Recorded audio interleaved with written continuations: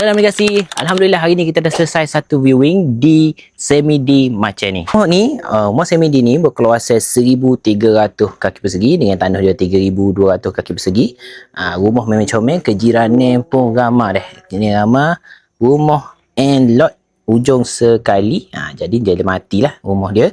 Untuk rumah ni memang comel, ada 4 bilik 3 bilik air. Rumah Semi D hanyalah bersambung dengan toilet saja. Jadi anggap area kita boleh anggap rumah ni sebagai rumah banglo. Sebab apa? Memang comel, luah, selesa dan 4 bilik dah. Memang banyak bilik, memang luah dan selesa. Untuk rumah ni owner bagi sekali dengan furnish. Maksudnya kabinet dapur dia, meja makan, langsir dan grill, aircon siap lekat semua sekali. Owner bagi terus sekali dalam harga jualan, iaitu RM370,000 sahaja.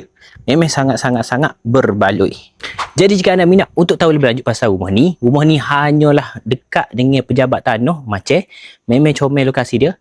Untuk tahu lebih lanjut, nak mari viewing, boleh hubungi Arif Legasi. Nombor tertera di bio. Arif Legasi, mudah, telus, pantas.